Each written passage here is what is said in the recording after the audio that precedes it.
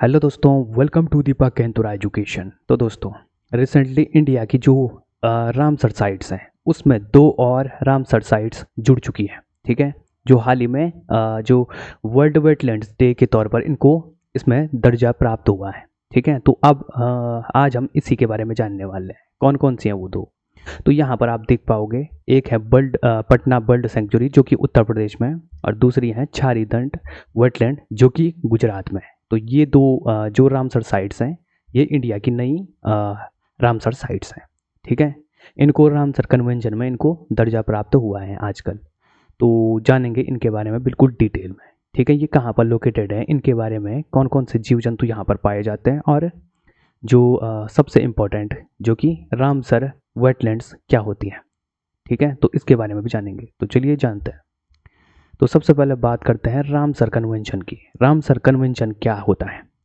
तो Ramsar convention ये एक इंटरनेशनल ट्रीटी है जो हमारे वेटलैंड्स को कंजर्व करने की बात करती है।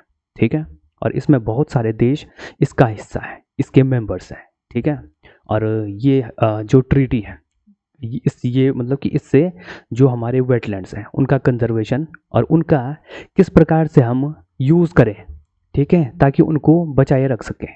तो इस प्रकार से ये सस्टेनेबल तरीके से उनका यूज़ करना भी इसमें होता है। ठीक है, इस पर काम करता है।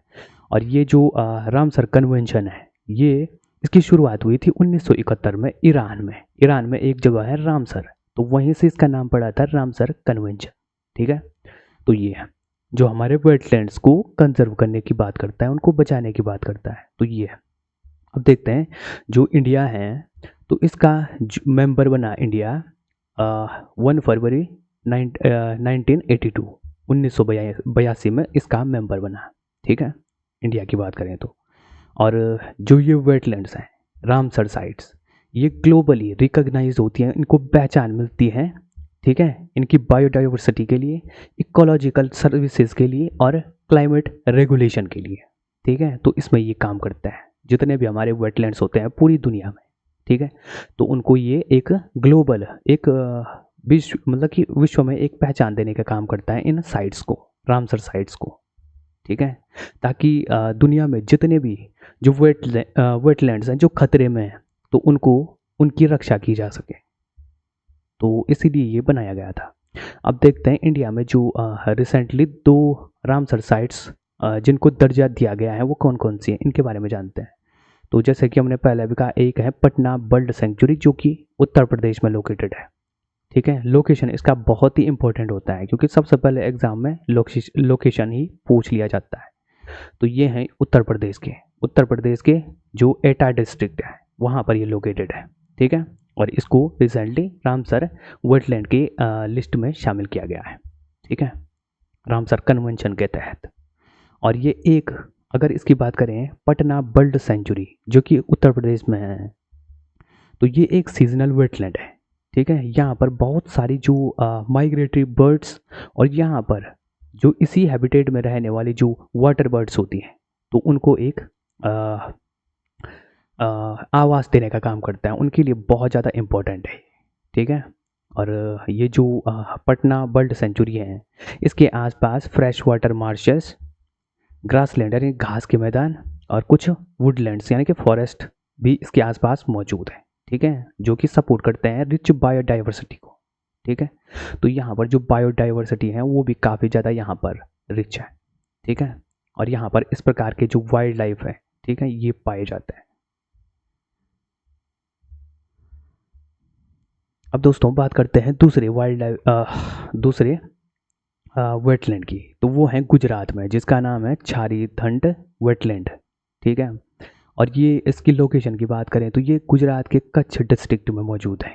ठीक है, कच्छ डिस्ट्रिक्ट गुजरात में, और इसको पहचान मिली है हाल ही में रामसर साइट की लिस्ट में। ठीक है, इसके इकोलॉजिकल सिग्निफिकेंस, इकोलॉजिकल पारिस्थितिक रूप से इसका क्या महत्व है।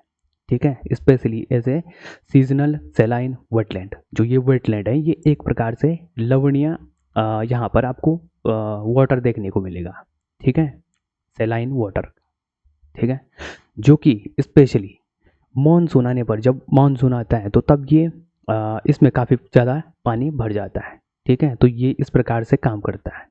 और ये सपोर्ट करता है large numbers of water foul, जो वाटर फाउल पक्षी हैं, ठीक है, उनको फ्लेमिंगोज यहाँ पर पाए जाते हैं, और जो अलग जो और भी वाइल्ड लाइफ है वो भी यहाँ पर मिल जाते हैं, ठीक है, बहुत सारे पक्षी भी यहाँ पर आते हैं।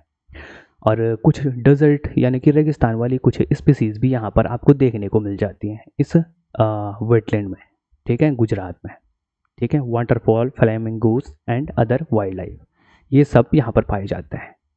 और ये अपने जो लैंडस्केप की डाइवर्सिटी है इसमें अपना योगदान देती है, ठीक है, किन किन के बीच, ग्रासलैंड और सॉल्ट फ्लैट्स के बीच, ठीक है, इन दोनों में एक डाइवर्सिटी का काम करता है।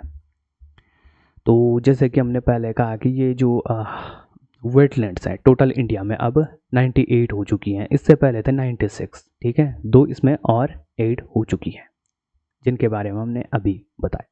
तो ये अब देखते हैं इनका इम्पोर्टेंस क्या है, जो हमने ये अभी रिसेंटली ऐड करी 2 वेटलैंड्स, उनका फ़ायदा क्या है।